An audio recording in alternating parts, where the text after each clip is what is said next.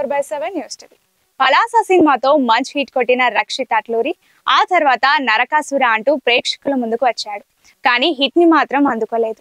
అయితే ఈసారి ఎలాగైనా హిట్ కొట్టేందుకు ఆపరేషన్ రావణ్ అంటూ ప్రేక్షకుల ముందుకు వచ్చాడు.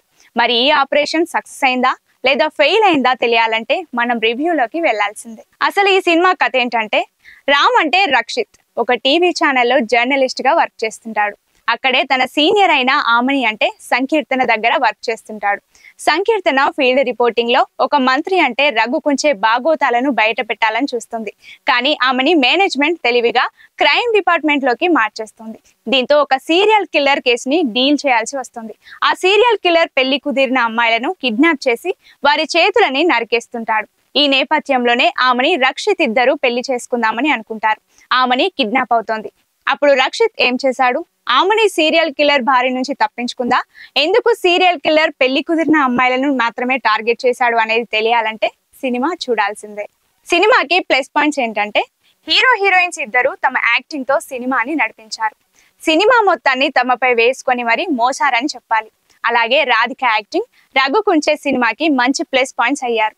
డైరెక్టర్ వెంకట్ ఎంచుకున్న లైన్ బాగా ఆకట్టుకుంది. కానీ పొలిటికల్ డ్రామాగా సినిమాను స్టార్ట్ చేసి సీరియల్ కిల్లర్ వైపు మళ్లించడం వల్లే కొంచెం తడబడిందని అనిపిస్తోంది. మళ్ళీ సీరియల్ కిల్లర్ స్టోరీలోకి వచ్చాక ఆసక్తిని క్రియేట్ చేశాడు దర్శకుడు. బ్యాక్గ్రౌండ్ మ్యూజిక్ మేకింగ్ సినిమాను ప్లస్ పాయింట్స్ అని చెప్పాలి. మైనస్ పాయింట్స్ ఏంటంటే, సినిమాకి సెకండ్ హాఫ్ చాలా కీలకం. కానీ అదే తడబడ్డాడు దర్శకుడు. ఇంటర్వెల్ బ్యాంగ్ లో ఇచ్చిన సస్పెన్స్ ని క్యారీ చేయలేకపోయాడు.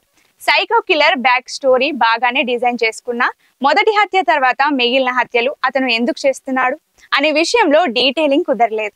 రాధిక పాత్రకి ఇచ్చిన ఎండింగ్ కూడా రొటీన్ గా ముందుగానే అంచనా వేసే విధంగా ఉంది. సెకండ్ హాఫ్ గ్రిప్పింగ్ నెరేషన్ ఉంటే బాగుండేది. థ్రిల్స్ కూడా లేకపోవడం మైనస్. సినిమా డ్యూరేషన్ కూడా సినిమాకి మైనస్ అనే చెప్పాలి. కొన్ని సన్నివేశాలు బోర్ కొట్టించాయి. ఓవరాల్ గా చెప్పాలంటే ఆపరేషన్ రావణ్ అనేది బోరింగ్ సైకో థ్రిల్లర్ గా మిగిలిపోయింది. థియేటర్ లో కంటే కూడా ఓటీటీలో వచ్చే వరకు వెయిట్ చేయడం బెటర్. ఈ సినిమాకి మా ఛానల్ ఇచ్చే రేటింగ్ 1.5 out of 5.